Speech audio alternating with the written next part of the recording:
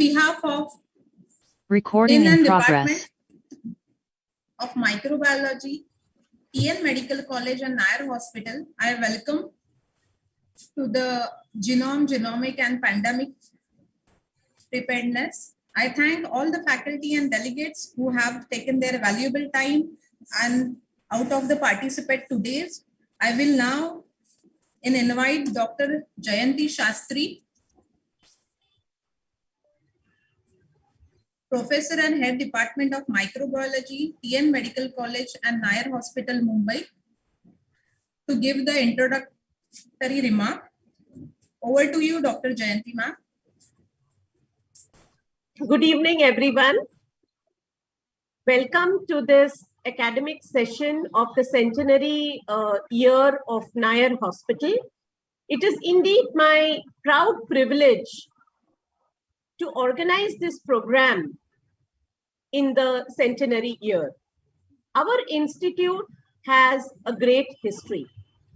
In 1920, Dr. Sathe and Dr. Badkamkar, these were the two visionaries who thought of starting a medical college in Mumbai, because at that time, Mumbai had only one medical college, that is the Grant Medical College. So in 1921, the National Medical College was set up. The licensure medical practitioner program, which was affiliated to the College of Physicians and Surgeons, was started. In 1925, A.L. Nair gave a generous donation of 2 acres of land to this institute, and a hospital was made in the name of his mother by Yamunabai Lakshman Nair. And the road in front of Nair Hospital, the A.L. Nair Road, is also named after Dr. A.L. Nair. In 1945, it was Topiwala Desai who gave a generous donation of 5 lakhs to the medical college. And in 1946, it was affiliated to the Municipal Corporation of Greater Mumbai, that time called the Bombay Municipal Corporation, and Mumbai University it was affiliated to. Then on, we have been marching towards progress. And this year, we are commemorating the Centenary Year of Nair Hospital. The motto of our hospital is Vidyanu Rugve Muktaye, that is, through knowledge we shall conquer disease. And all our academic sessions which have been organized during the Centenary Year have focused in increasing the current knowledge of all faculties. The year 2020 and 2021 will be marked as the year of healthcare providers and of course the year of microbiologists. We have all been on our toes, either diagnosing, validating, or trying to unravel all the myths and mysteries of the COVID-19. If you date back and see, pandemics are the worst scourge of mankind. If you see the history of pandemics, the Spanish flu in the 20th century was the 15th pandemic which had struck mankind. After that, in my lifetime, I have seen HIV, SARS, and of course, experienced the H1N1 as well as now the COVID-19. So once again, I am extremely proud to be associated with this twin institute of TN Medical College and B.Y.L. Nair Hospital. And it is my extreme good fortune to welcome you all to this academic session on genome, genomics, and pandemic preparedness. I request our academic dean, Dr. Satish Dharap, to say a few words of encouragement. Over to you, sir.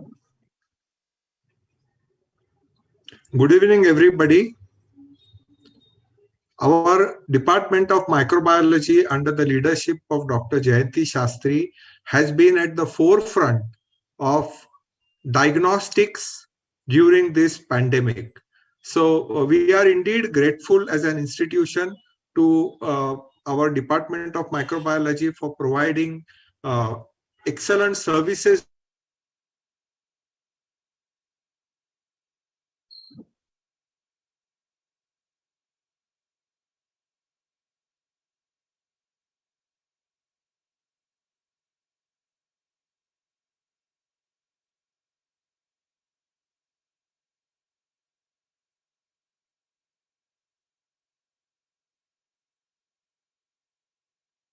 Sir, you're on mute.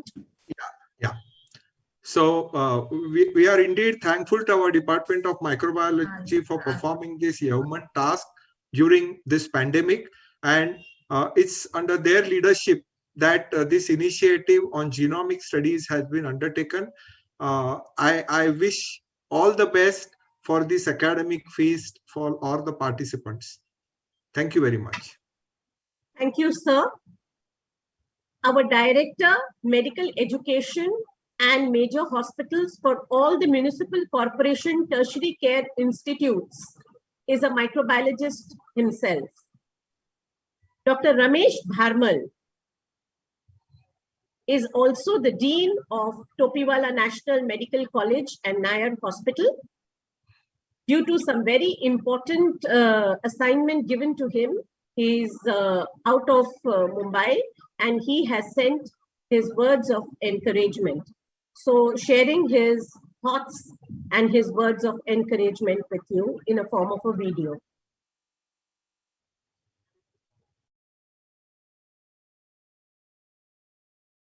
This year, we are commemorating the Centenary Year of Nair Hospital. The year is also the year of the pandemic and the year of the microbiologist. I, being a microbiologist, understand their role and congratulate each and everyone for their efforts during the pandemic.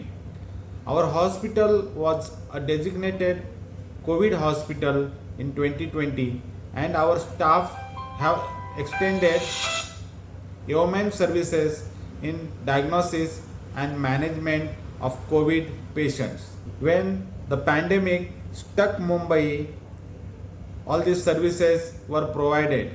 Molecular lab, Kasturba Hospital was the only lab conducting RT-PCR test for the entire city of Mumbai. Dr. Shastri has played a very important role throughout the pandemic and the microbiological services provided by Mumbai Corporation to the our patients. Now, genomic sequencing lab will be established at Kasturba. Hence, this is an appropriate time to learn about genome, genomics and pandemic preparedness from Dr. Rajesh Pandey, Principal Scientist, IGIB. I congratulate Department of Microbiology for organizing a talk on the most relevant topic of the current times and as a part of the centenary celebration of Nair Hospital. My best wishes to the microbiology department and the all. Thank you very much.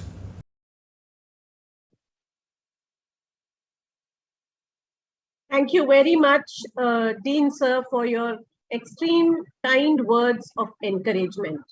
Now we move on to the topic of today, and it is again my privilege to introduce our speaker for today, that is Dr. Rajesh Pandey. I wish to introduce him in his own few words. He is a principal scientist at the Institute of Genomics and Integrative Biology. He says that human genome is a storehouse of cryptic information. The more we understand, there is still more left to understand. We are making all efforts to understand the co-presence of symbiosis, opportunistic infections, and working closely with hosts, leading to differential clinical outcomes. To comprehend the complexity of the genomic organization and how it is translated into coordinated specific function, researchers, academicians, technologists, and applied researchers ought to work together in close coordination to realize the dream bench to bedside.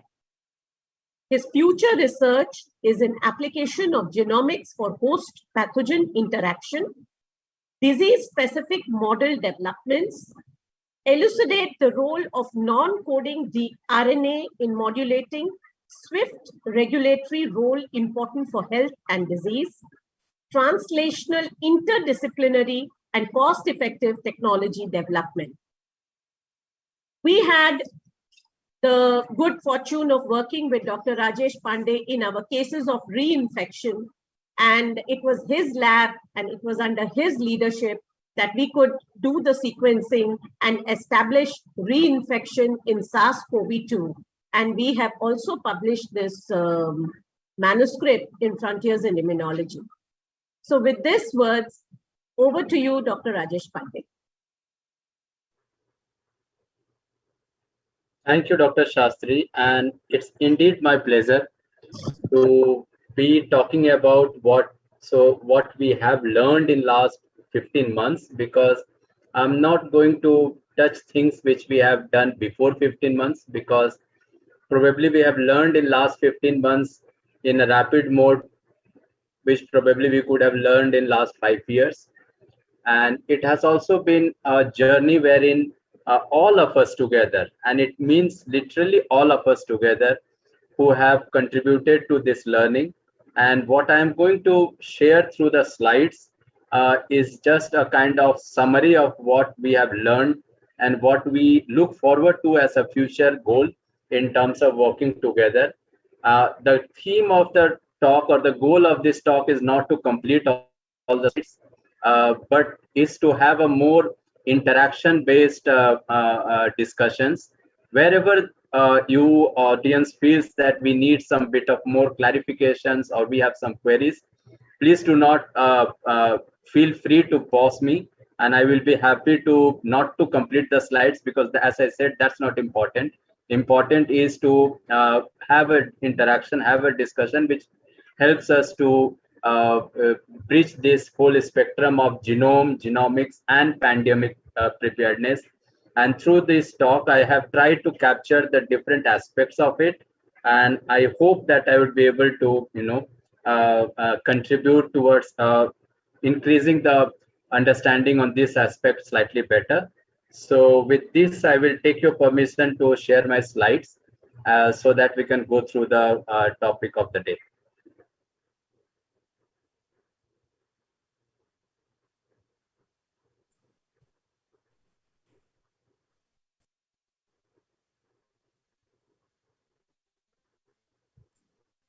So I assume my slides are visible.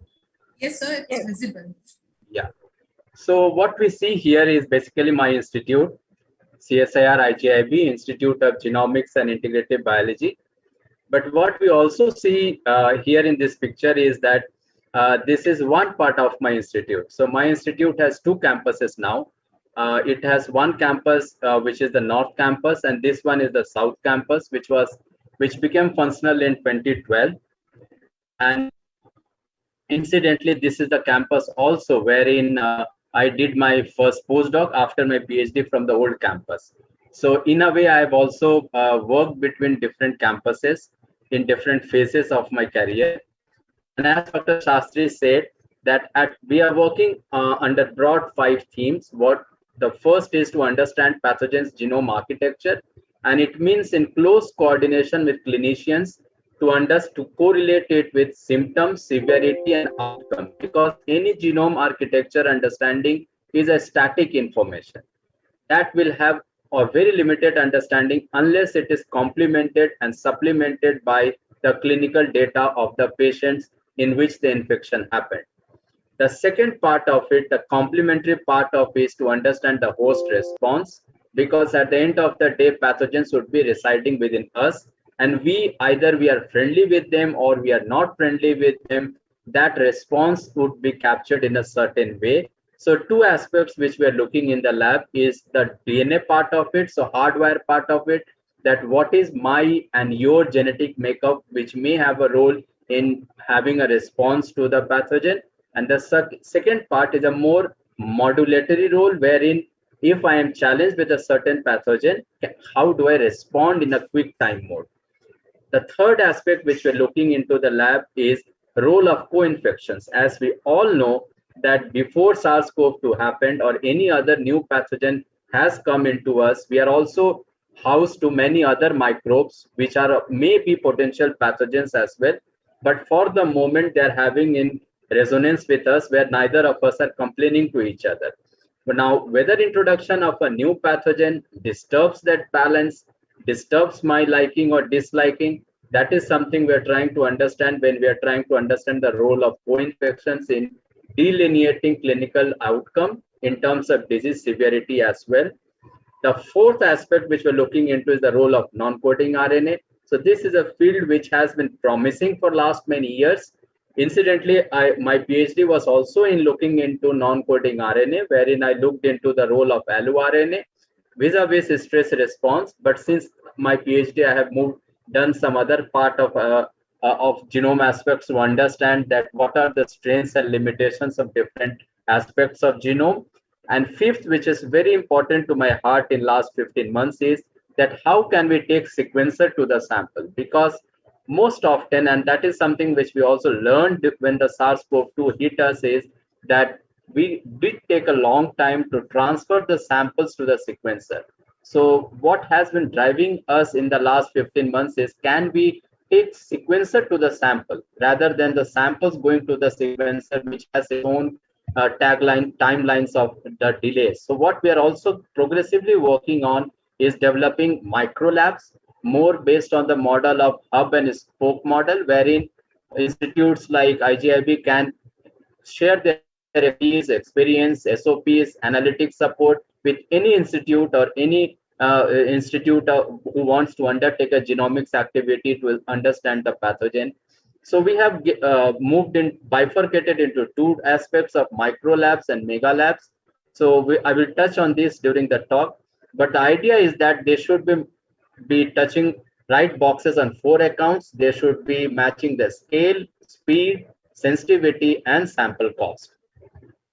So as I promised, so these are the two campuses. On the left side is the new campus, on the right side is the old campus, but both the campuses have the same goal of making progress with respect to understanding the genomes of human, genomes of the pathogens, understanding the science of sequencing through aspects of genomics, and through this combined understanding, are we in a position or are we in a better preparedness when a future pandemic hits us, either in a different form or a different intensity.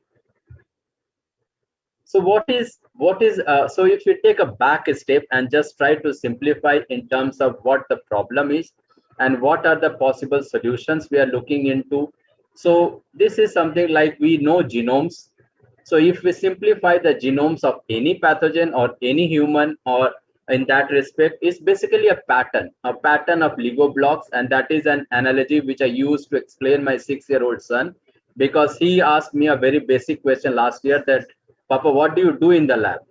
And I had to answer him in his terms, because he is young enough to understand ATGC, but he does understand Lego blocks.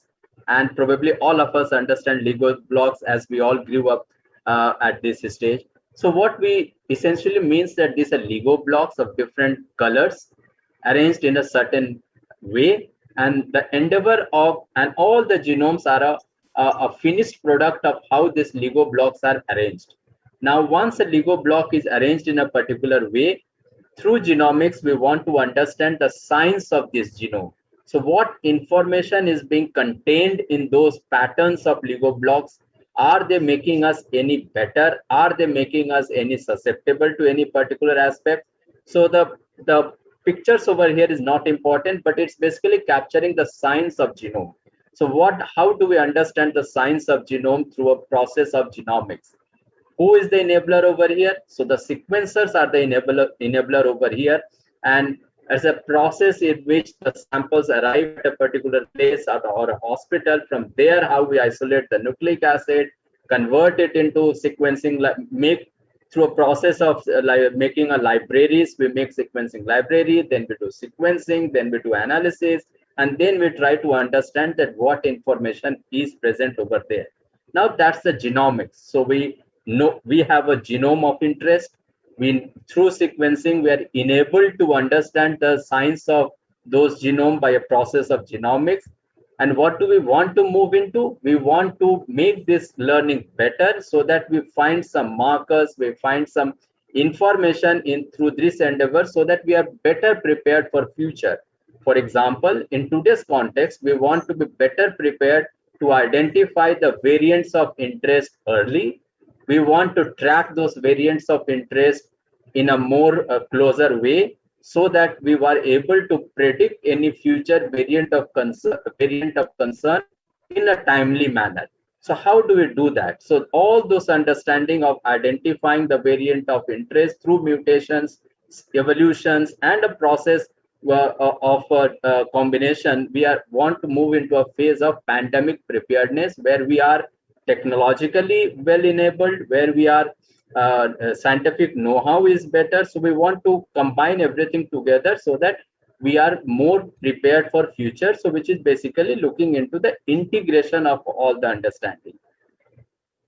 Now this is a bit complex slide and I have put it purposefully, but the point is not to look into the things in minute details, but the aspects important is that we, through this complicated process, what do we want to do? We want to discover something, we want to develop something, then we want to use that development to detect something, and then we want to use it for diagnostic purposes, which can also be used for future drug or vaccine development. So basically threading this 5D together of discover, development, detection, application in diagnostics, and possibilities in drug or vaccine development. So different aspects of this we are doing in the lab. And when I say doing in the lab, it's important for me to emphasize that we don't do it alone. So it's a process wherein a lot of partnerships have happened in the last 15 months, and all the valuable clinical partners have been absolutely critical to whatever understanding we have made in last 15 months. So this kind of captures the whole spectrum of what do we want to understand, how do we want to understand, and where do we want that understanding to lead to. So now we will park that complicated slide bit away, and we will try to take a step back and see that what is basically a genomics now. So we have understood a little bit of genome. Now this photo which we are seeing here is basically different genome books that includes human, that includes monkey, that includes virus, that includes bacteria, plants. So these are all different genome books which are around us. And all those genome books have different chapters to it, like a book or like a novel, all have different chapters to it in the form of chromosomes. Now, all those chapters are written by using a combination of sentences which are written using alphabets. So we are looking at alphabets. Incidentally, the genome is less complicated in terms of it has only 4 alphabets of A, T, G, and C. But what we need to understand through this whole process, that we want to understand the combination of these alphabets to understand the chapters, and through the chapters we want to understand the book which we are intend to understand. Now the question is that we knew this, or we know the challenge, or what do we want. So how do we do? So there are certain enablers to it which helped us to understand this process better or faster. So one of them is very early in 1986 came the automated capillary sequencing.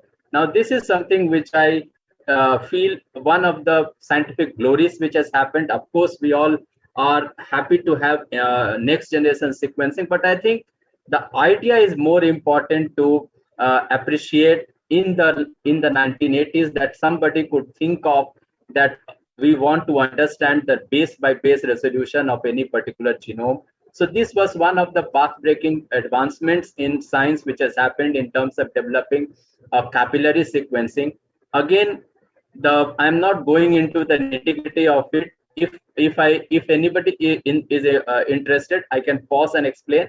But the idea is to share that there are enablers like this which started with the capillary sequencing. Now, of course, those capillary sequencers have their own process in how it happens. So basically, we have to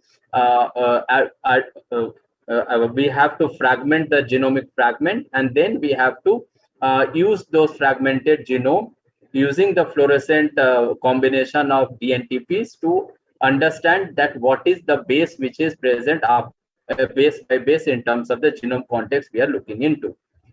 Then came the next generation sequencing. So that's something which changed the whole aspect of sequencing and the genomics at a great deal.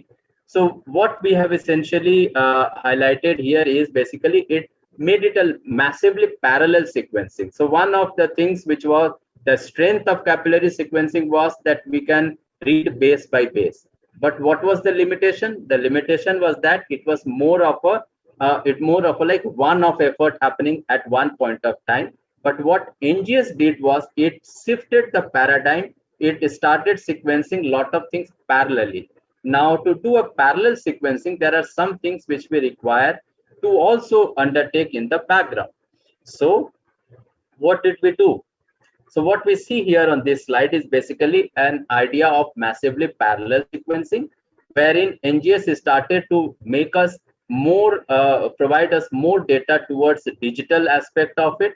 And then as you see here that we have a lot of multiple reads coming in from a sequencer, and then through an all important development on the analysis front, we are able to align on all those sequences to basically link to read a longer sentence over for a particular genome. Now, how is that possible? How it can sequence all those parallel sequencing together? So what we see here is something, a lot of combination of different colors.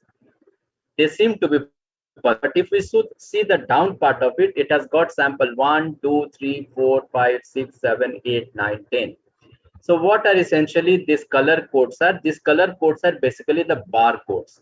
That in a analog term, if we want to identify anyone in a crowded marketplace, we want to say that, okay, what color shirt you are wearing? So that person may say that, well, I'm wearing an olive green. So I can find that person in a crowded marketplace by looking for someone with a olive green shirt. So these are basically like that in a crowd of many sequencing reads together, how do we identify the read of our interest? That my sample 1, which is possibly my sample, or sample 8, which is possibly your sample.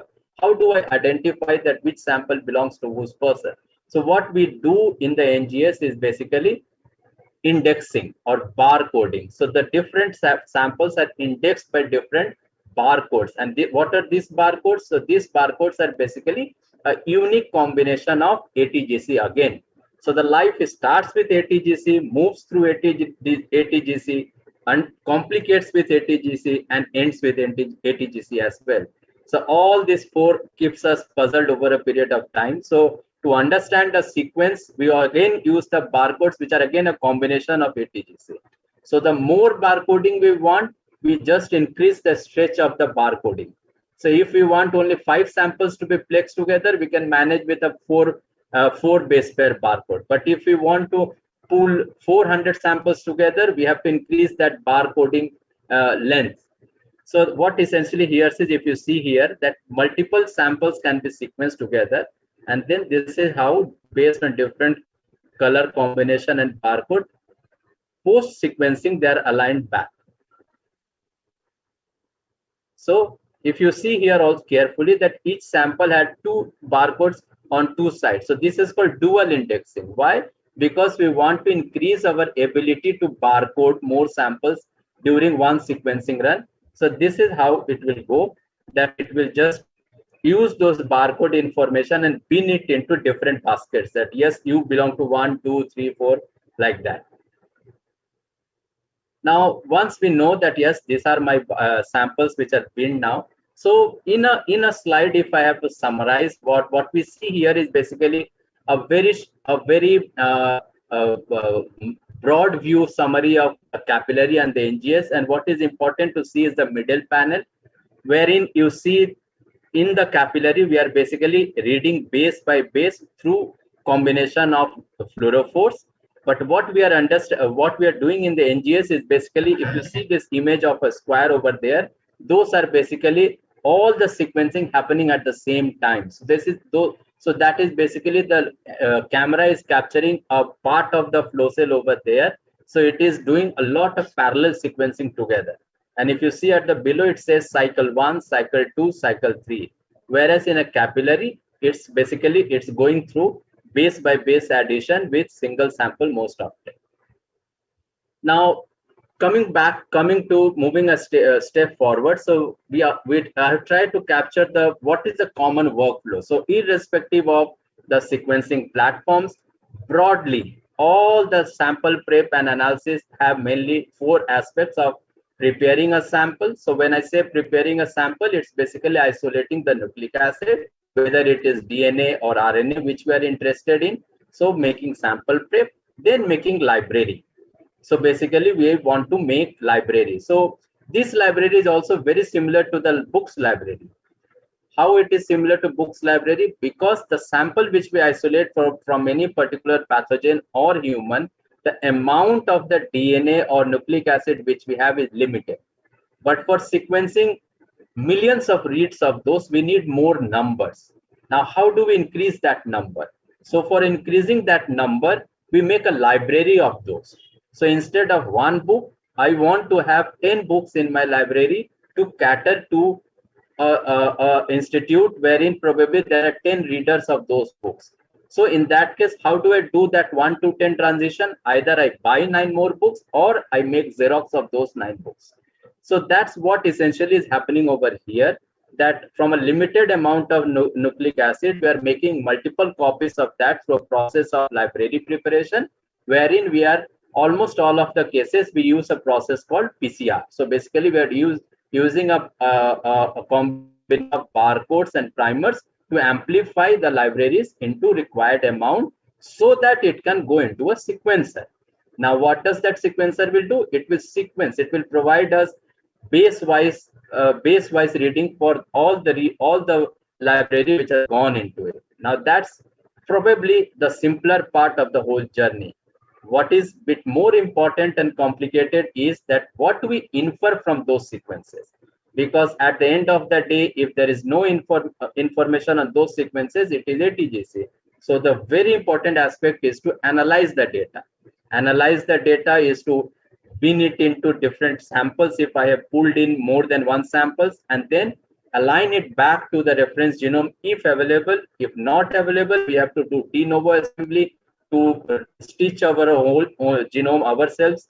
So the aspect of analysis is equally important, and that is a space which is very important to put emphasis for a genomic center as well, because that is an aspect sometimes I feel as a genomic scientist, that's something which needs a bit more closer attention as we move on into a sphere of more genomics based understanding of pathogens of the current challenge and future as well, where more focus also needs to be put on the analytics part of it, which is a continuously evolving field as well in terms of how do we understand this genomic sequences. Now I will briefly touch upon two prominent technologies which are being used for sequencing at the moment, and those are basically the Illumina and the Nanopore, and I possibly have one slide each to capture the essence of these two technologies with their own strengths.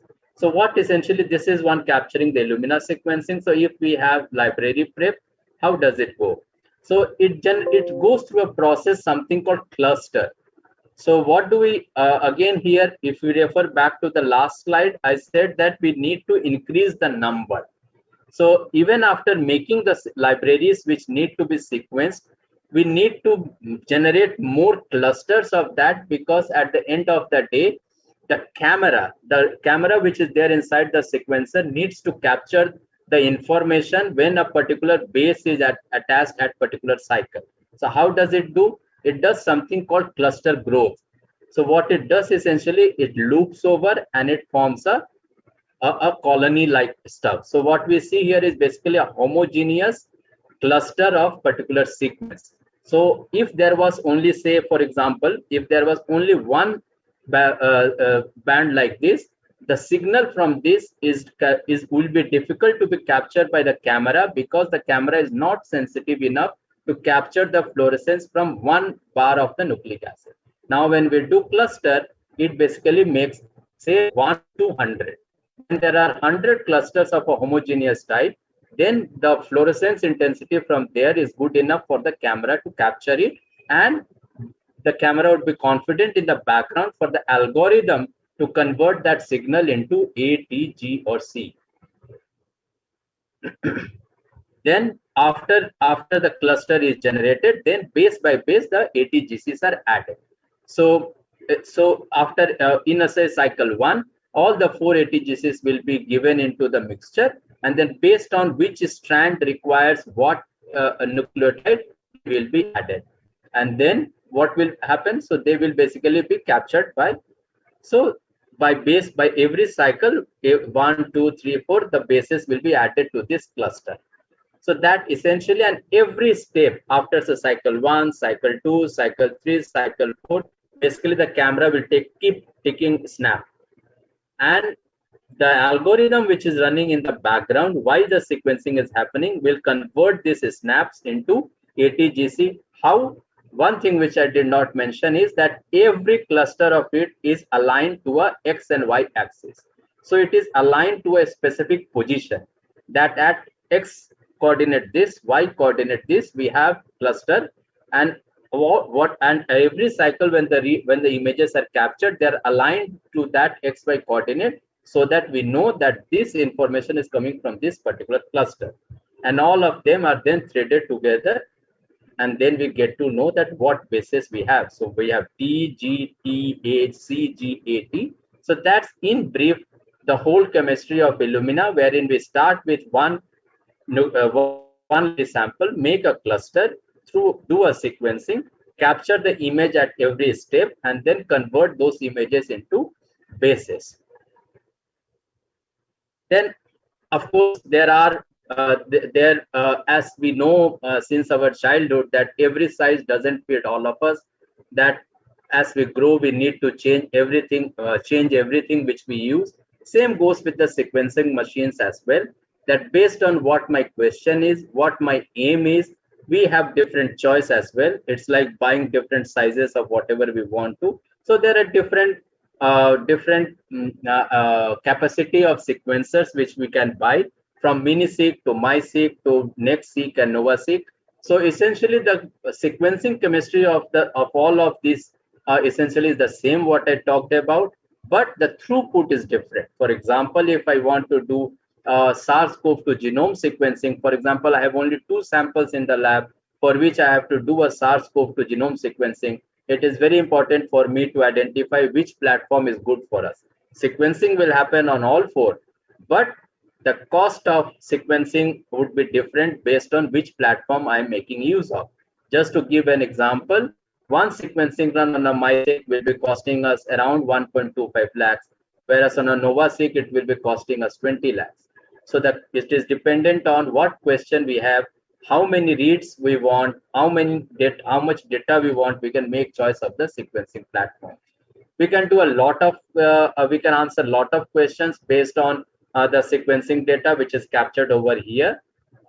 The second aspect, the second technology which is making some positive noise or contributing to the understanding of the genomes, SARS-CoV-2 genome and earlier pathogens, has been the nanopore sequencing. So they have what they have done is something very simple. What they have done is basically they have engineered the motor proteins which is there within us. So they have engineered the motor proteins, and going by the term of it, nanopores, they have made pores out of it. Now, how does that pore happen? If you see the next slide, it basically happens like this. So there is a motor protein, and then you add your library over there, and it passes through that motor protein. And when it passes through it, whether it has A, T, G, or C, there will be difference in the electrical pulse over there, and that would be converted into ATG, into bases like ATGC. So if you see, compare these two platforms theoretically, they are very different in terms of what they bring on board.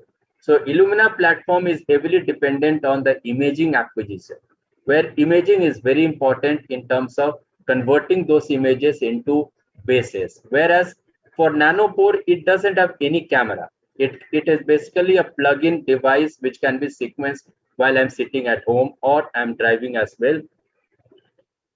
Because it doesn't have camera, it is robust, because there will not be issues of alignment.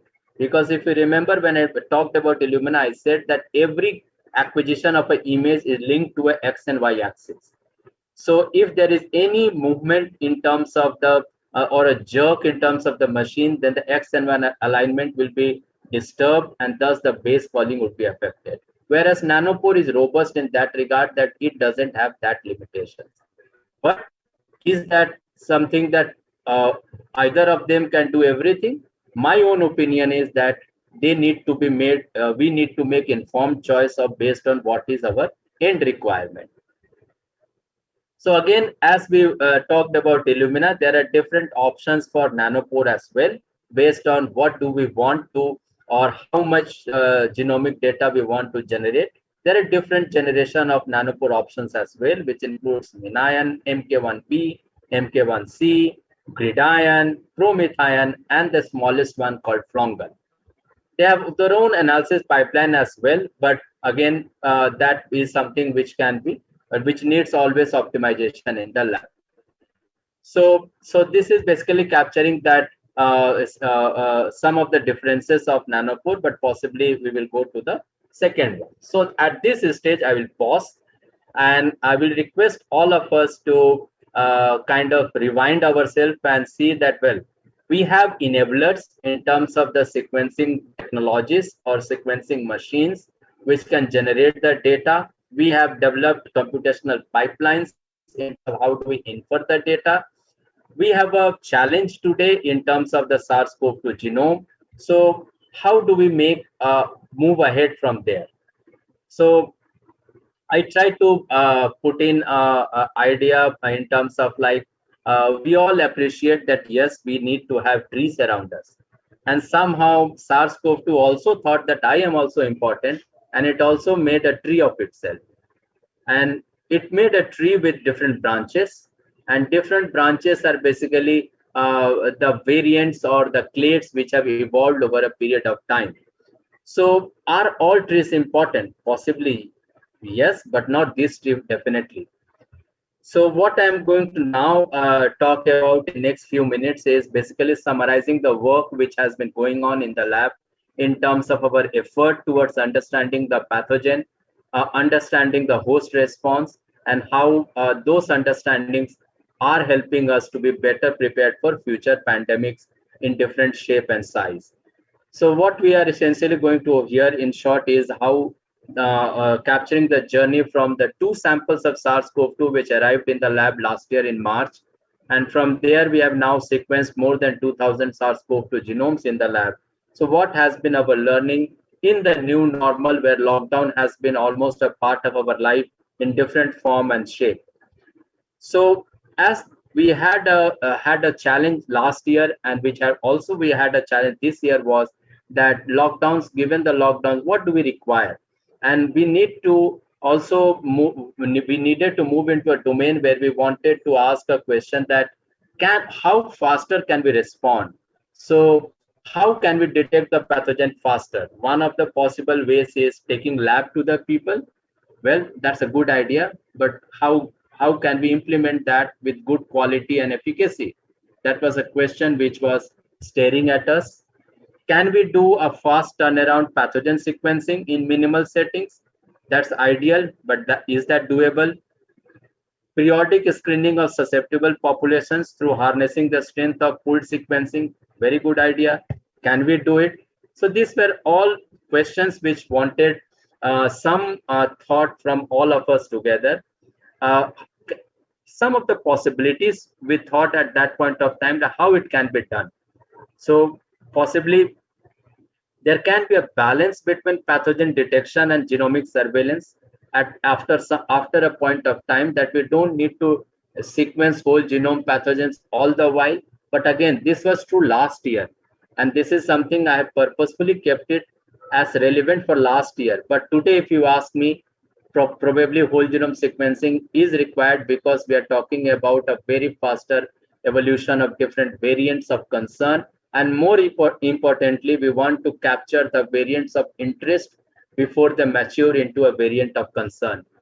So we need to bridge the sample to sequence gap in terms of faster sequencing, and through this understanding to develop possibly genetic assays wherein we can do the test. We needed to also develop a manpower, both experimental and computational. And in all this endeavor, an important part is the cost of sequencing as well, because the economical for us, the more genomes we can sequence without compromising on the quality of the data. So are we ready was the question. And that point of time, one technology seemed to interest us more, was that possibly Nanopore is something which can help us to answer that question. So, so what happened also in the last initial couple of months of the pathogen challenge last year was that we developed a protocol in the lab in terms of how faster we can move from sample to sequence. That includes the steps which I outlined before in terms of isolation of nucleic acid, converting it into a sequencing ready libraries, and then how fast we can sequence them and then assemble the genome. So this idea, which I said before, we have named it as Microlab, wherein we have tried to build in a sense of redundancy for every step. When I say redundancy, it means that we have tried to develop options for every step, that tomorrow, if I'm stuck or I'm limited by one particular enzyme, I have an alternative enzyme which has been optimized, which will enable us to continue the work till the time we manage to get the other enzymes. The same thing has been we have done. So we have developed orthogonal methods of making sequencing library. We have developed orthogonal methods of sequencing machine, either on Illumina or Nanopore. And we have also developed analysis pipeline, that if something is stuck at some stage during the process, can we have alternatives? And we are happy to share that we do have alternative at all these three stages of making the sequencing libraries, sequencing those libraries, and analyzing those sequencing data. So going into what the approach normally what we have taken, and this is again a purposefully we have taken this approach because the SARS-CoV-2 genome or any pathogen genome carries an information which is important, no second thoughts on that. But at the same time, because they are within us, our body is also trying its best to fight it out. So it was also important to understand the other part of it. So we have mainly taken a funnel-based approach to do a bigger part of COVID genomes. Then based on a layered clinical information onto those patients, we have gone forward to understand the host transcriptional response, understand the co-infections, and understand the host importance of host genome in those, leading to the clinical manifestations, wherein we also want to understand the role of possible comorbidities. So this is next few slides are capturing the journey in terms of the SARS-CoV-2 pathogen genome architecture. So this was somewhere in last April, that when the SARS-CoV-2 came to India and it increased the footprint, IGIB along with NCDC, we sequenced around 150 COVID genomes, and we thought that, well, we have known the pathogen genome in quite detail. And in the process, we have also identified India specific clade at that point of time. And we thought that, well, we have done not bad. And we published this understanding in a journal. But as we moved on, as the SARS-CoV-2 part of the history moved on, we also entered into a situation wherein we were not ready for some excitements. And one of those excitements was the cases of reinfections, which Dr. Shastri was talking about in the introduction, which we worked together on, that we've started to see cases of reinfections. Now, that made us to again go back to the dashboard and think that, well, in a cases of reinfection, how much is the host component, how much is the role of the antibodies which are being generated within us in response to the first infection, and whether the pathogen genome per se is changing, and if it is changing, then how much it is changing. So all those aspects we have tried to capture in couple of studies from the lab where we could be part of it, wherein we made effort to understand the role of co-infections.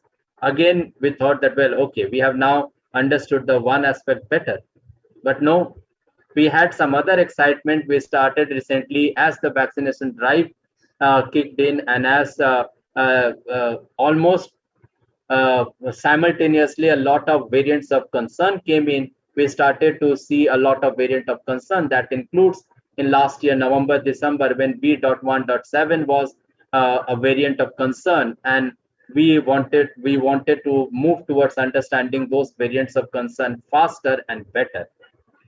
As we moved on, we found that no, we have another excitement in store, and that is we started to see a lot of cases of vaccination breakthroughs. And this is again in partnership with clinicians and NCDC. We are making effort towards understanding the vaccination breakthroughs, both from the pathogen perspective, the role of variants of concern, and the host part of it. So even in the summary over here, what we see basically are from the pathogen side only, we can see the 4 big milestones already we have. We have initial pathogen challenge, we understood the SARS-CoV-2 genome, then the cases of reinfections, then all the cases of variants of concern, and now we are experiencing the vaccination breakthrough. So yes, we are making effort towards understanding how the pathogen genome has evolved from the initial March 2020 to June 2021 through these different milestones it has undertaken. Now, at this point, if we think that what do, we have understood a lot of aspects of pathogen genomes, and at IGIB within the lab, we have sequenced more than 2000 genome, and IGIB as part of INSACOG initiative has sequenced thousands of genome. So based on the understanding and analysis of those thousands of genome, we also thought that what can be done, how can we be more proactively responding? Can we take the idea of lab to the people, lab to the sequencer to the samples? So therein we also initiated a process of genome sequencing at the Delhi airport in partnership with the Spice Health. So we literally put in a sequencing within this container at the Delhi airport, and this was to identify the variants of concern for all the international travelers who were RT-PCR positive at the Delhi airport. So what were the questions which we were looking to answer? The answer was that can we continuously make an endeavor for proactive genomic surveillance, and the enablers for that could be sequencer to the sample, shorter sample to sequence time, and whatever inference we make, information dissemination is very, very important, and that is important both within India, within labs, and of course globally as well. So the information, whichever we think is important, or even that information needs to be disseminated, needs to be shared for people to benefit from that and take the next step. So now next few slides, we will take the reverse journey. So now we have understood 2000 pathogen genomes. Now we wanted to look into the other part of it in terms of how about the host? How is the host responding or looking into all these challenges over a period of time? So we wanted to understand the host component of it. And one of the component which is something which was challenging, but we thought that it is important to address, is the role of co-infections. And in collaboration with a clinical partner in Delhi, in a cohort of 100 samples of hospital admitted patients, we could identify that there are a group of bacteria and viruses which do play a role in defining or in modulating the disease severity and the clinical outcome. And again, we undertook a combined process of holotranscriptome sequencing, wherein we wanted to sequence whatever there is there in the pool, which has the human transcriptome, which has the bacterial, fungal, and virus, and we also did a technology called RVOP, which is Respiratory Virus Oligo Panel. So in addition to SARS-CoV-2, are there other respiratory viruses which may also be playing a role towards having leading to a condition of any potential respiratory distress? So using combination of these two strategies, we identified a subset of bacteria and viruses which were present in these individuals, and they were showing correlation or association with respect to the disease severity and clinical outcome.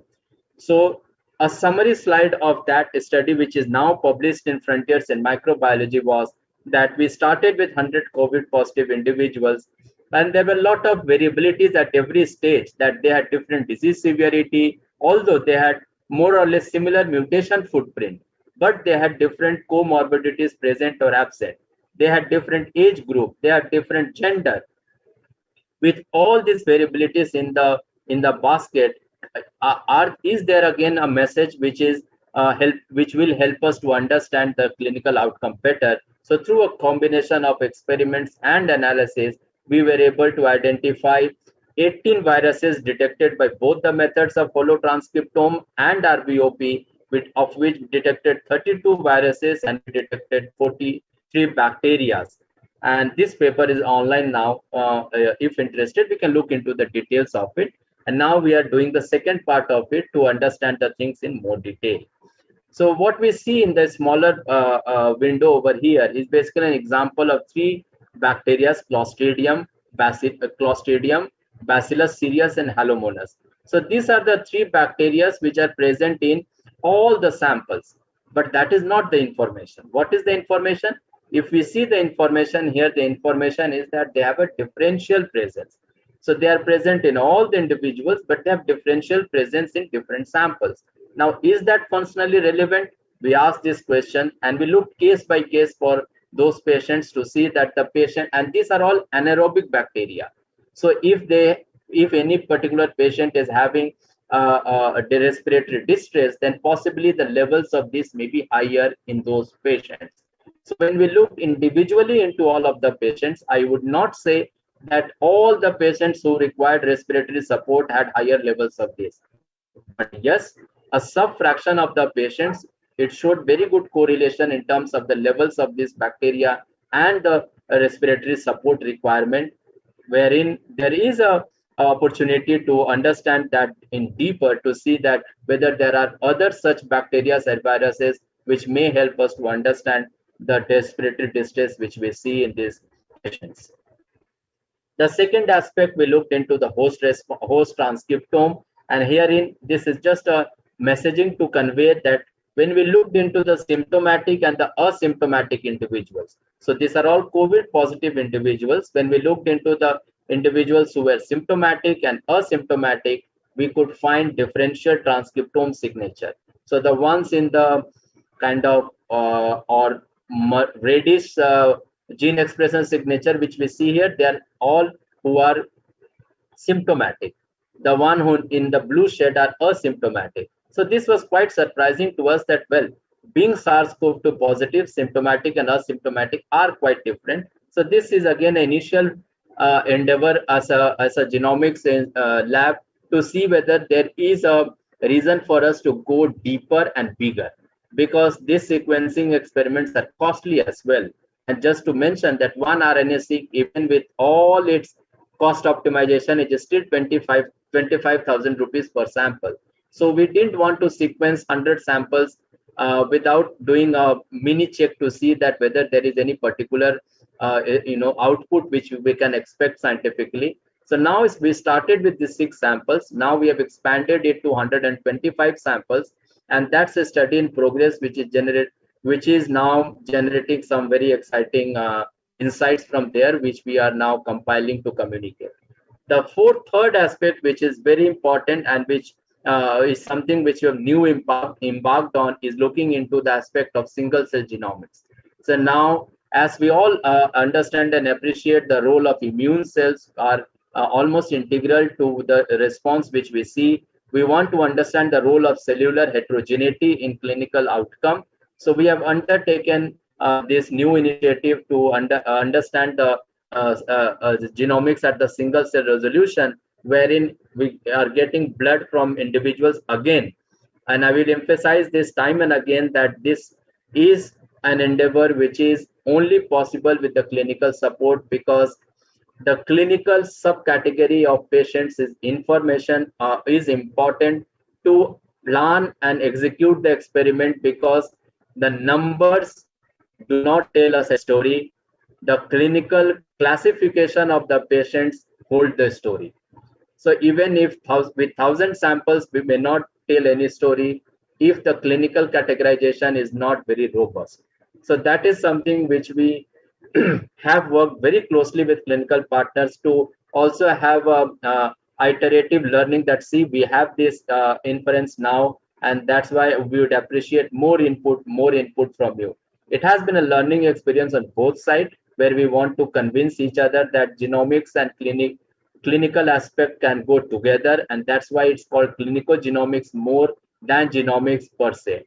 So this is an endeavor which is very challenging but exciting at the same time, wherein we have now sequenced 40 COVID positive individuals, and when I say positive, it includes the ones which have recovered, which are positive, and which are healthy. So in those 40 individuals, we have taken a single genomics approach to understand the role of cellular heterogeneity broken down into different variables with respect to the immune cells, their subtypes. So, or if we have to summarize all the story together, are we better prepared? And this is a question which we almost ask in the lab every fortnight, that are we better prepared on June 15th compared to June 1 for any future pandemic preparedness or SARS-CoV-2 with different footprint or a different intensity? The answer comes to that, yes, we are better than what we were, and there is a need to continuously improve on it, because the challenge also helps us to refine our approach, makes us more slimmer and fitter to respond to those challenges.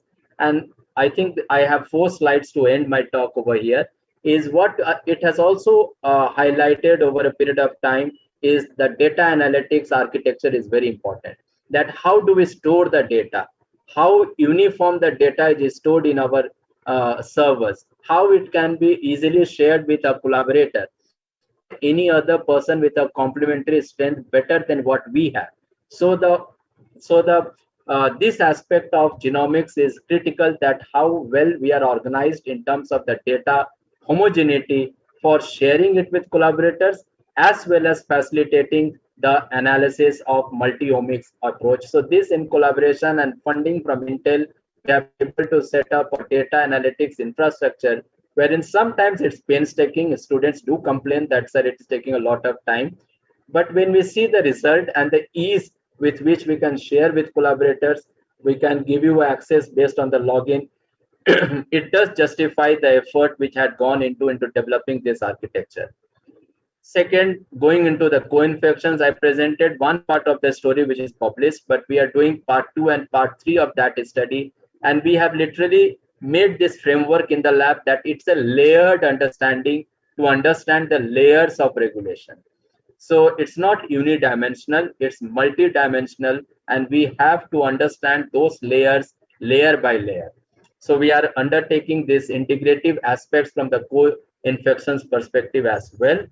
And as I said, for the single cell, again, we have expanded the horizon to break it down into different aspects which may be understood better using single cell genomics, and at the same time, how single cell genomics may help us to integrate with the bigger scientific knowledge which is being there in the scientific domain, and whether we can have a more iterative learning from each other. And last but not the least, the enablers, the sequencers. Have we made progress with respect to the sequencers? So this is something which is more of a fun thing in the lab, that now we have been able to control the Nanopore sequencer through a smartphone. So if I have put in a run in the lab, I don't need to go physically to the other lab to check out whether my sequencing is happening well, whether I need to stop the sequencing now. So basically we can configure it through our smartphone, and we can see how the run is progressing, when can we stop the run, whether there are enough reads for me to be happy with the particular run. And because nanopore flow cells are quite robust on the temperature front, so this is a welcome addition to its arsenal in terms of giving us a flexibility of monitoring the run from a distance, as well as making a decision in terms of how long the run will go on or when to stop it. So again, this is the same complex slide which I presented at the start in terms of all these endeavors of understanding the pathogen, understanding the co-infection, the host part, and the single cell genomics. We intend to make or integrate all of this together so that we are able to discover, develop, detect, diagnose, and which may lead to a better drug development or vaccine development. And before I end, I thought instead of saying acknowledgement in some other way, I thought I will put in a small film, which is basically capturing the lab effort in the last 1 year. And with this, I will pause and we can watch this small video.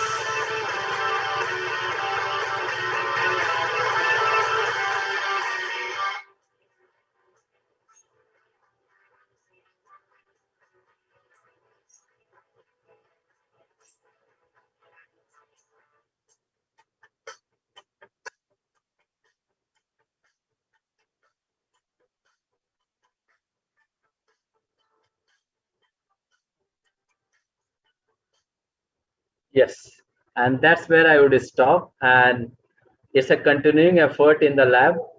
And thank you so much. Thank you very much, Dr. Rajesh.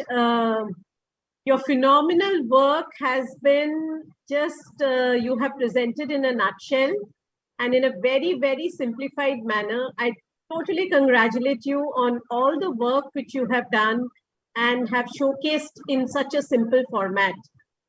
I will first ask the questions. Very rightly said that, you know, the effort, the coordination with the clinician is key in understanding what are the questions you want to answer in the lab, because I'm sure the questions have to be generated by the clinician.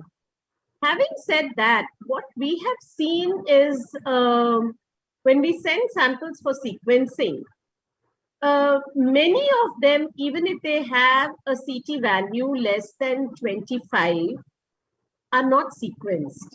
So the quality of the sample is so critical for sequencing. And as you know that in diagnostic, samples are collected at some place, they are kept at different temperatures, they reach the lab, we process the samples, we aliquot them and immediately may not go into the freezers. So I would just like you to, address this question to all the viewers. You have a very good response today. We already have 170 people who have logged in. So I think it is very critical for everybody to understand how best you can get the right sample for sequencing. I think you captured the challenges very well in terms of and those are practical challenges as well, that given the footprint of the virus, it's possibly not possible for all the patients to go to a very well-equipped diagnostic setup to get the swab taken and then stored and processed so that we can adhere to all the principles of good lab practices. So in the given challenges wherein the sampling is and the time from the sample till it reaches a sequencer, it has many milestones to capture, and all of them can lead to variability or a certain degree of degradation of the RNA.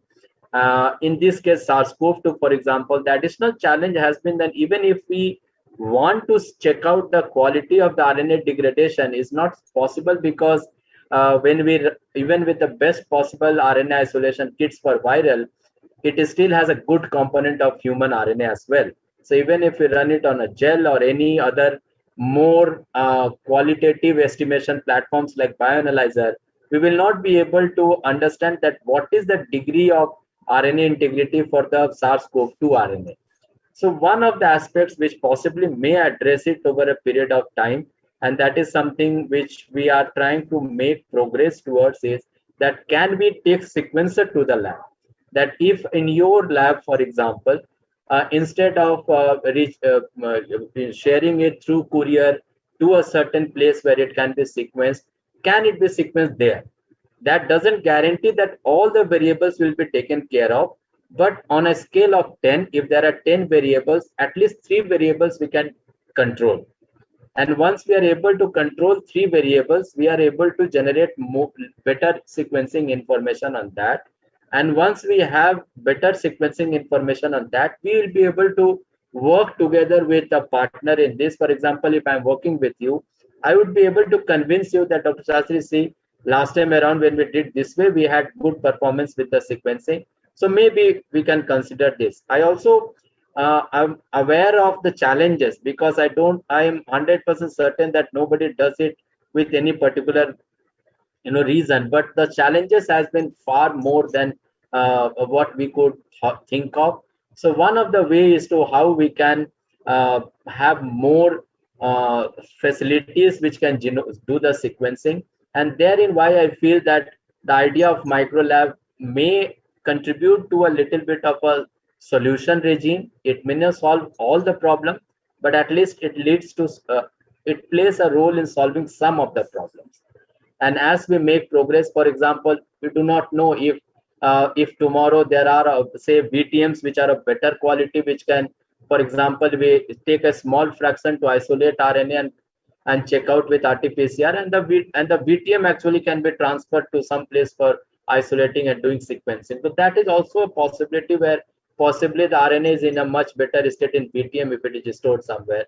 So probably no one-stop solution to it, but yes, there are different parallel possibilities depending on that which is more closer to us to be implemented is something which can be which should be implemented to cut down on this sample, not exactly failure rate I would say, but what we compromise is that whether or not we missed any variant of interest over there, because out of, if we are sequencing 1,000 samples, probably 10% failure is not a problem. But that 10% failure is not a problem technically, but scientifically it is a problem. What if those 10% of samples also had some variants of interest? So we run a risk of missing out something more important from scientific perspective as well as public health perspective if we miss out on those 10% genomic sequences. So the endeavor is that can we cut down from 10 to 9 to 9 to 8 to 7, 6, 5? Can we work towards lowering those percentage over a period of time? And that is why I think the initiatives like INSACOG, which is also expanding its footprint, and organization lab like us or organization like us, we are making our own small effort to share whatever SOPs we have, whatever analysis pipeline we have been optimizing, to share it with any potential genomics a partner who wants to start a sequencing activity, that will please expand and do it, because it's not a matter of who does it, but how well it is done. It is more important, because that is what the endeavor is to, can we understand the virus faster and better compared to what I understand on June 12th? Can I understand it better on June 13th? Yeah.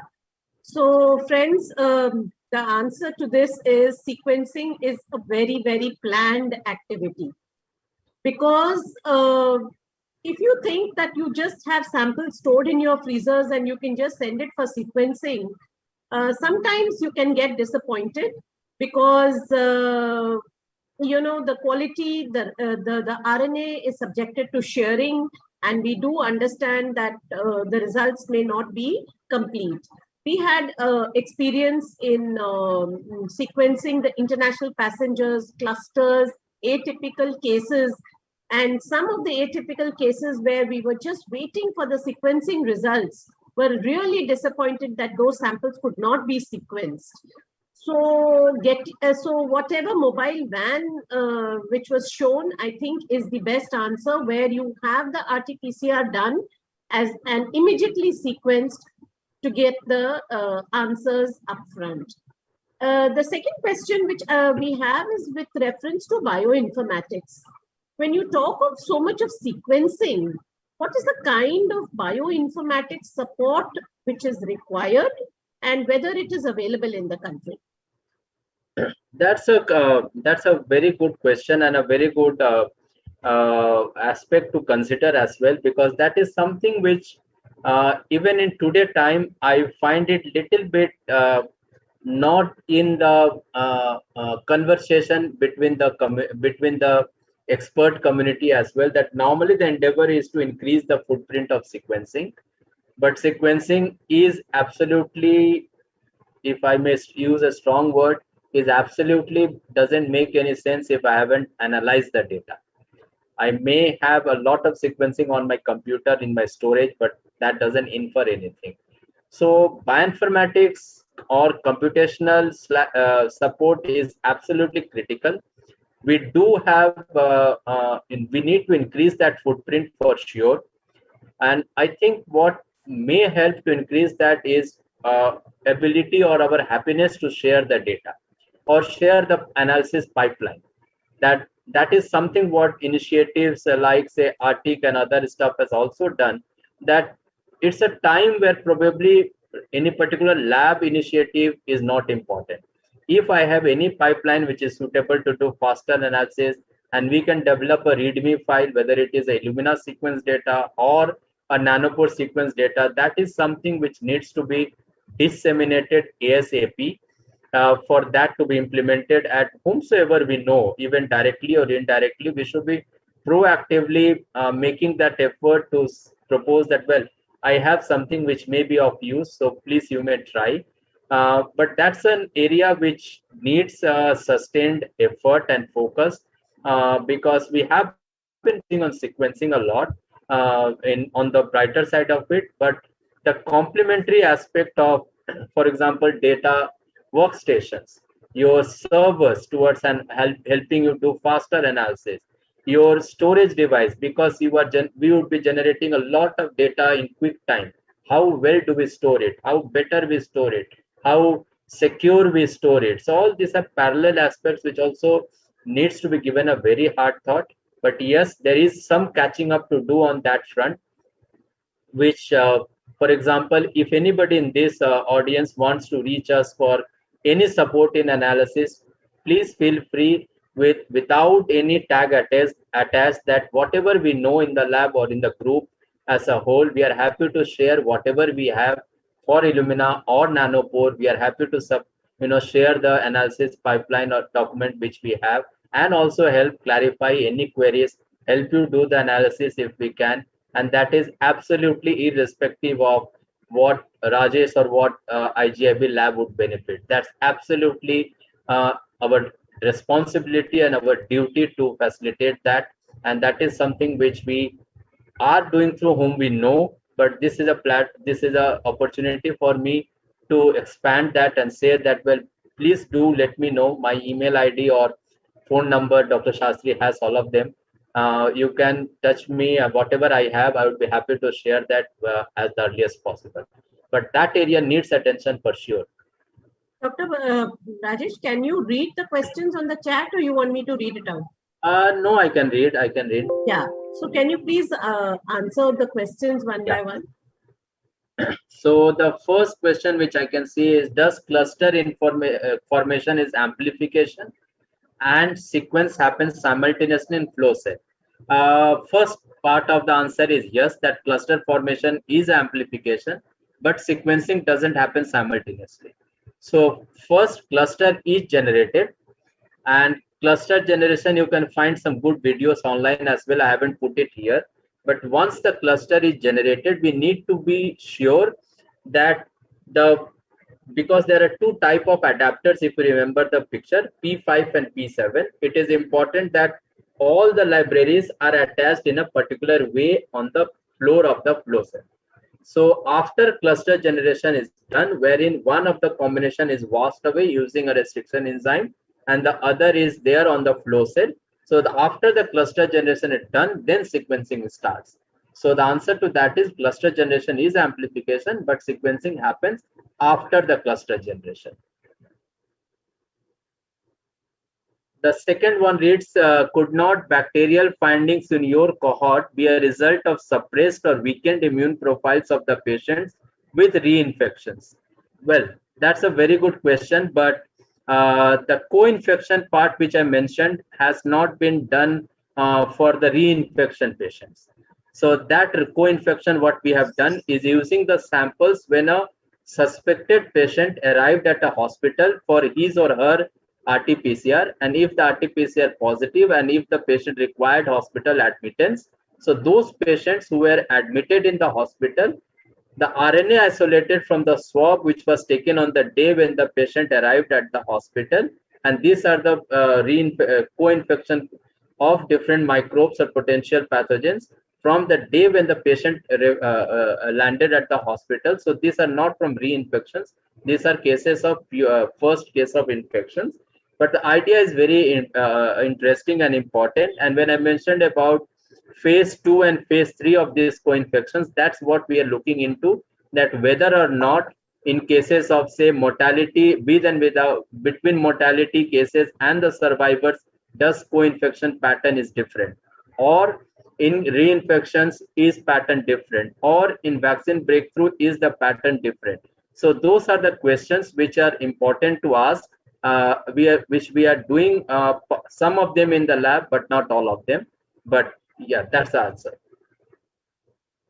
The third one is, what is the role of SNPs in understanding of SARS-CoV-2? Important because the mutations which we're talking about, for example, for Delta variant or 617.2, when we're talking about P681R or L452, so yes, they are kind of, you can say that they are the identification marks in the genome to help us identify that, well, how important or how critical this particular genome is.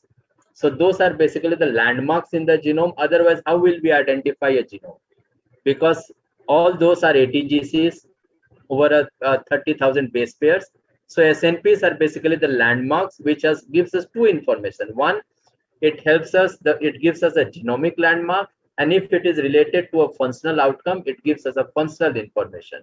So SNP can be position wise, that from 1 to 30,000 base pair, at what position it is present. It's a physical information that it is present at position this. Now, if we go a step deeper, if we align it with respect to the functional domain, that it is present, whether it is present in the spike or whether it is present in the ORF, then we'll link a functional part of it. So answer is yes, SNPs are important as they give us information with respect to identifying variants of concern and its journey to variant of identifying variants of interest and its journey to variant of concern. And it helps us for diagnostic purposes as well. It helps us to understand their role in functional aspect as well. How can a private lab approach IGIB for collaborative project? Drop a WhatsApp message to me. My number is 9811029551. Not difficult. We will work it out. Or email ID rajeshp@IGIB. On IGIB website, you can find all my details.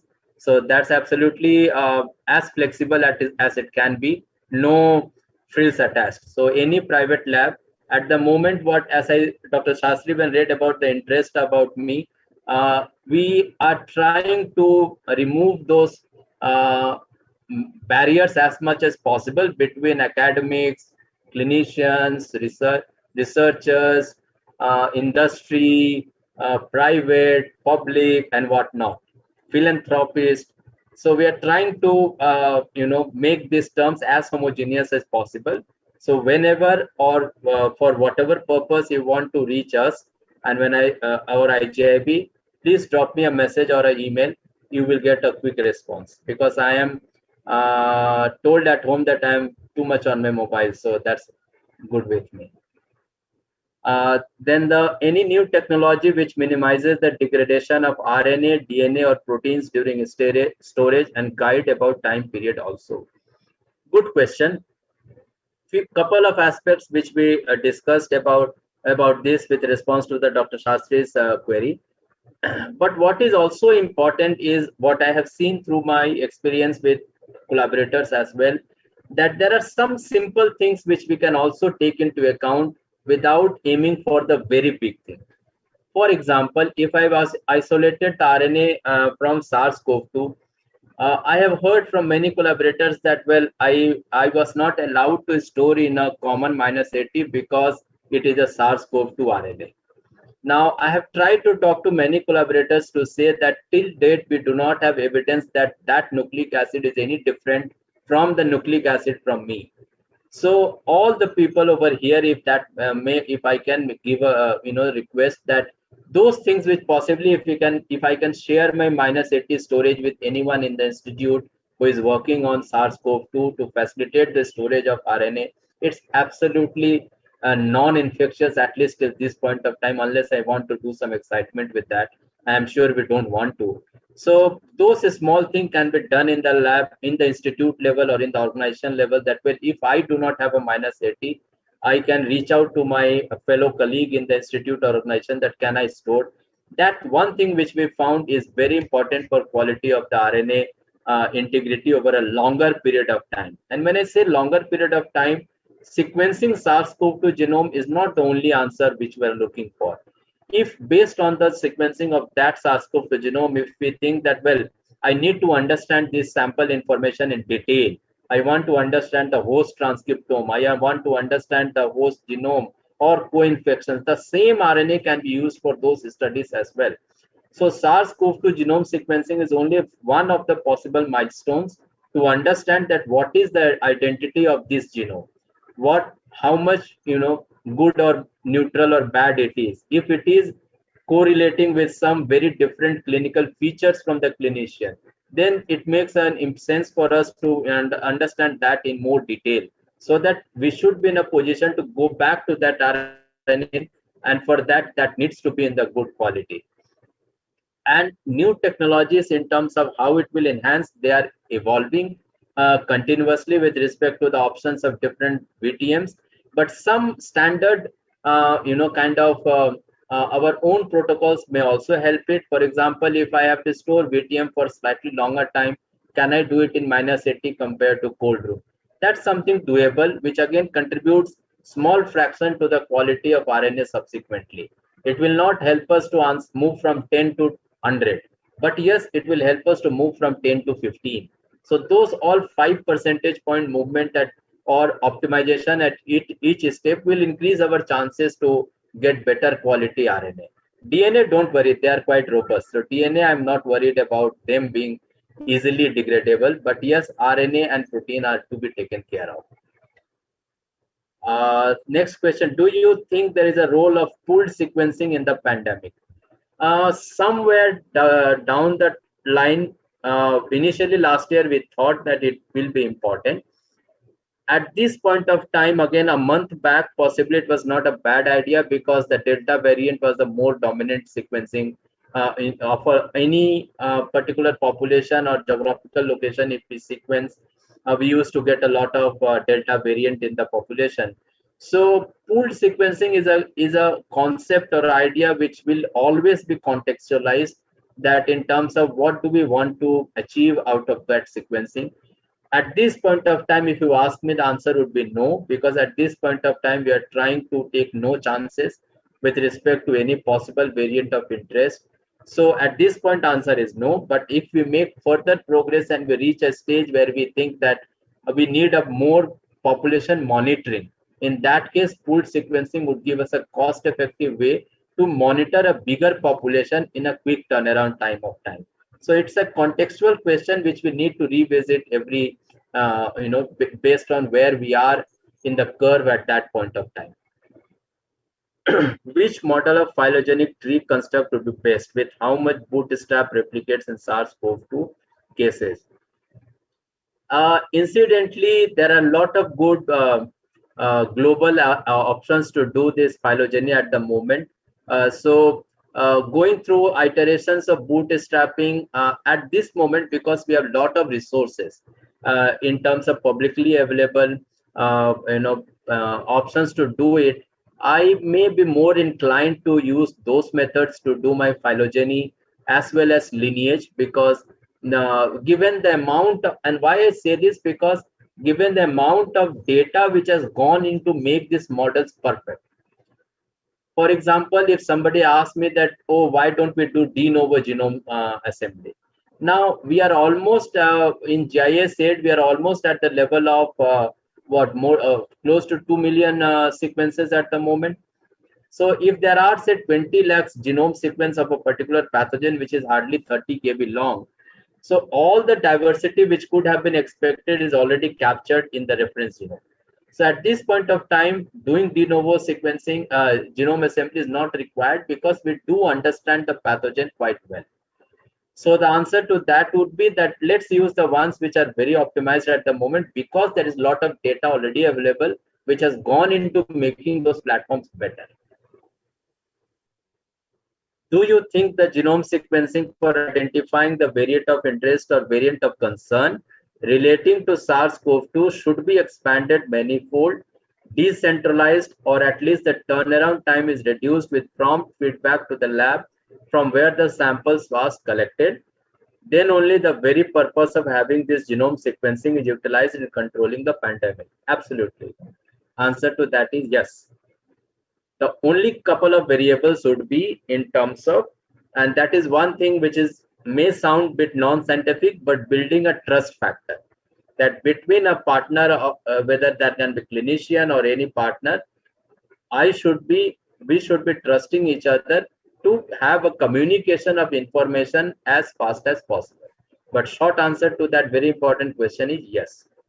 And that's possibly also the logic behind expansion of Indian initiative like INSACOG, where from 10 regional sequencing lab, it is expanding to 37 labs, if I remember right, and a lot of other international funding enabled expansion of the sequencing infrastructure or footprint as well. So that's happening. Not I'm defending as part of it, but the challenge also has been that our learning has been fast tracked. So whatever learning we have made, how faster do we implement it is also something which is sometimes realistically challenging as well. For example, when IGIB has kind of sequenced around 20,000 genomes, storage of those genomes or the servers required to analyze that big data is also a challenge.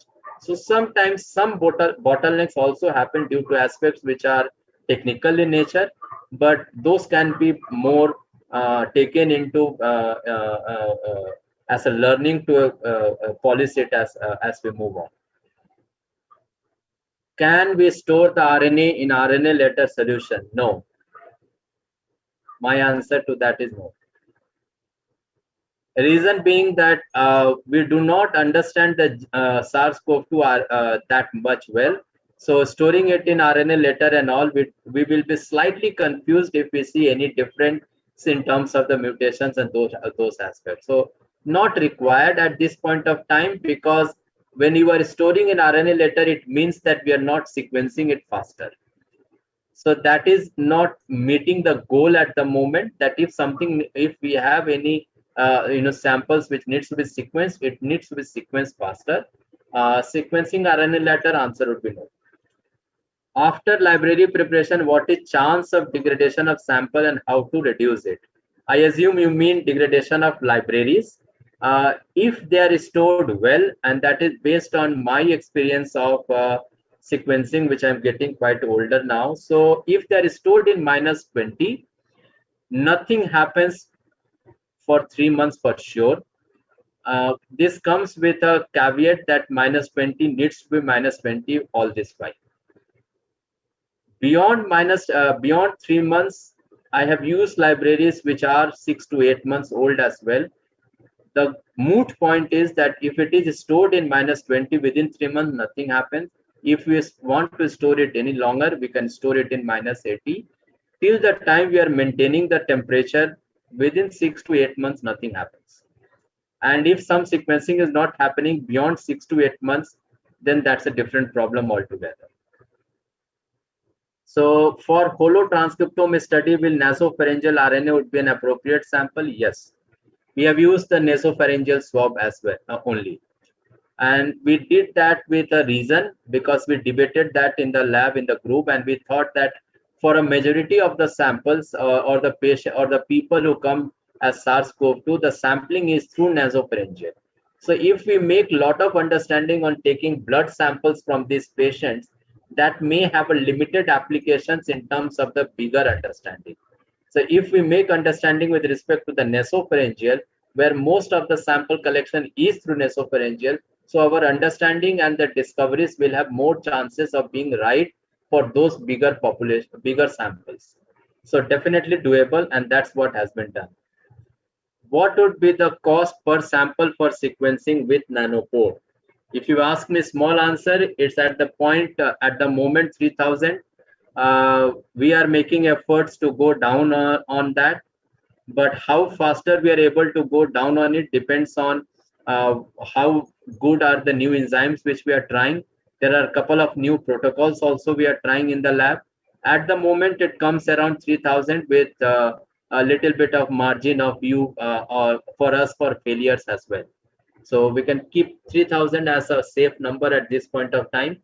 But yes, there is all possibility of going a bit down on that. Are those barcodes specific to certain nucleotide combinations in parallel sequencing? Yes. So those barcodes are, imagine this a finger of mine. So, and this is, imagine parallelly you have your finger. So this part is different, which is unique. These barcodes are going to be the same. So the attachment of those barcodes to those fragment of unknown DNA is independent of what is here. It happens through a process of attaching a nucleotide as a overhang to this sequence, and then your barcode has a T overhang. So due to this A to T pairing, this barcode will get attached to this nucleotide, and it will, if it is a dual barcode, you attach the same on both sides. So it is independent of the sequence over here, and it happens to a process of attaching A overhang on your DNA and having a T overhang on your barcode. Okay, what is the prospect of having more user-friendly and economic alternative technology in near future, which may not be that sensitive but may be more useful in population studies in defined communities? Good question, but my answer would be slightly disappointing, that I may not settle for less sensitive sequencing method, because then we are compromising with the theme of sequencing, that why do we need to sequence? For example, in today's time, we have RT-PCR. What's the problem with RT-PCR? Or what is not a problem? What's the limitation with RT-PCR? Why do we want sequencing to happen? Why there are many initiatives now, people are trying to understand AMR or multi-drug resistance by doing sequencing, because sequencing is the gold standard of, whether we understand gold as yellow or white, but sequencing is the gold standard. When I say whether we understand gold, yellow or white, for example, you may be sequencing on Nanopore or Illumina or Solid or PacBio, but sequencing cannot compromise on its quality, because then it defeats the purpose. So even if it is not economical at this point of time, we as a researchers can make effort towards making it economical, and that is something we have done in the lab, in terms of how can we do more barcoding internally in the lab rather than buying it from the company, because buying the barcode is quite costly. Can I make the barcodes in the lab, which is not a rocket science, but if we make barcodes in the lab, they will be cheaper. So we can make our own effort towards making it cheaper, but no compromise on the quality, because then we may end up in a situation where we will find a reason to say that this is false positive or false negative because my sequencing or a sequencing system has this issue. And same goes for analysis as well, that when I say sequencing, inherently it means analysis. That a good sequencing data, if analyzed with a very relaxed parameters, will give us false positives, which may lead us to inferences which may not be right. So in combo, to the best of our ability at that point of time, no deviation from the gold standard of sequencing would be the preferred option. Then going to specific to COVID, are there any mutation in SARS-CoV-2 correlating to specific clinical symptom in COVID-19? Good question. But the challenge is that when I mentioned about 4 different milestones of COVID study, which we have been part of, understanding the COVID, then reinfections, then variants, now vaccine breakthrough. So there are a lot of findings in that regard, and probably in next couple of days we would be also communicating something like that. But nowhere I would be claiming that that is applicable for today as well, because it needs to be time contextualized, that what is the time period of my study, what was my study cohort wherein I studied. So it is easier to discover mutations which will show association or correlation with clinical severity and outcome. But whether that is applicable across the board, no.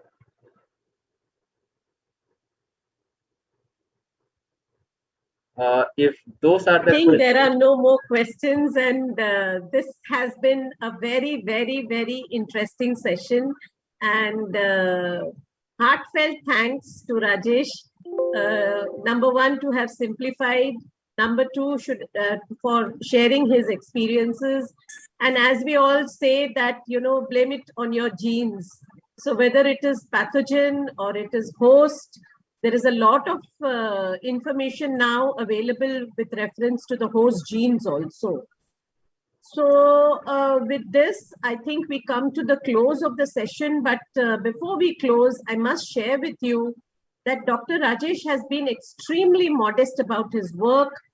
He's been like, I think all his wakeful hours, he's been just doing genome sequencing. I don't know how he's balancing his personal life and work life with a 6-year-old son. But I can tell you that when we sent samples of reinfection to him, we were waiting with bated breath, because we knew that nuances of genome sequencing, and we were just hoping that, we get the results. Because when we started working on reinfection, that was last year, CDC had come up with a definition of clear-cut definition of reinfection of 90 days gap and 45 and 90 days gap, and with clear-cut factors correlating with reinfection. But Dr. Rajesh has not shared one very recent finding which he has got in a breakthrough infection at an interval of 19 days, where both the strains of the episodes have been by different VOCs. So friends, with this, I would like to just share a very important message. It's really not time to bring our guards down.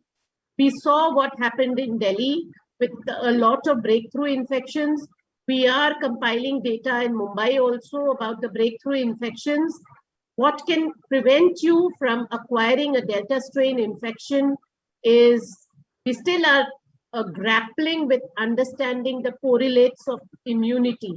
So with this, don't bring your guards down. Please stay safe. And thank you very much, everyone, for your participation. And heartfelt thanks. I have no words to thank you, Dr. Rajesh. We'll definitely keep this collaboration ongoing. Thank you very much. Thank you, Dr. Shastri. I think SARS-CoV-2 had many bad memories, but I think it has also made us richer with respect to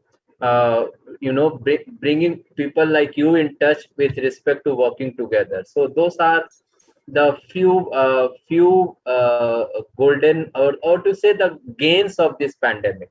So pandemic has been very challenging in terms of many aspects, but what it has also brought is that it has brought together some equal energy, like-minded research groups together, where we can pull together our complementary strength, and there is so much to learn from you as well.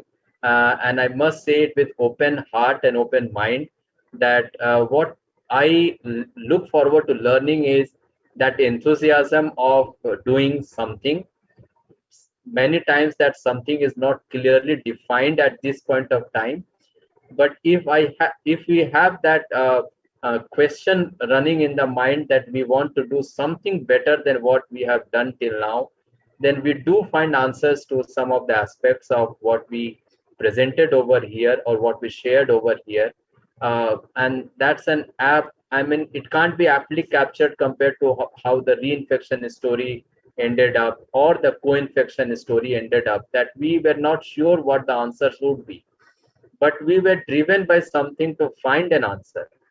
And that is what has been a learning. And I sincerely thank you as a something which I have learned and I'm trying to learn, to keep that enthusiasm going on, because there are a lot of challenges. As you mentioned about my home front, it's kind of very imbalanced. So I'm hardly have give any time to home, but I'm hoping that this is the time which is beyond me or beyond us. It is more for what we can contribute towards the understanding and disseminate to the global audience, for help in understanding what is happening in India as well.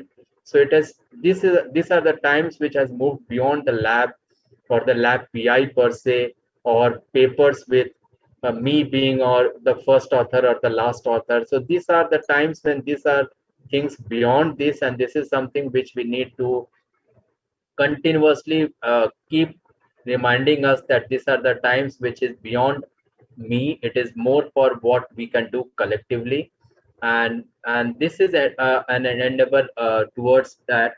And for the audience here, feel free to reach out through me directly, through Dr. Shastri. You are most welcome. Whatever we can do in any way, either on the sequencing aspect or analysis part of it, or in whatever that we can be helpful in some way or the other, feel free. I would try to be as fast as possible back with my responses to the best possible. But let's make an kind of endeavor to work together, because probably time for compartmentalization mentally or physically is not there. We need to all respond very fast, and in an endeavor to pulling our complementary strengths together and working together with people rather than working parallelly or against anyone. So that's where it's the importance of this. And thank you so much for providing an opportunity to share whatever we have done, and we look forward to suggestions, feedbacks, whatever we can improve or facilitate in whichever way. We would feel happy to do that. Thank you so much. Thank you. Thank you. Thank you so much, Dr. Jayanti Shastri, and thank you so much, Dr. Rajesh Pandey. Thank you so much, all respected faculty and delegates. On behalf of Dean and Department of Microbiology, TN Medical College and Nair Hospital, thank you everyone. Thank you technical team as well. Have a good night. Bye-bye. Thank you. Bye-bye. Thank you.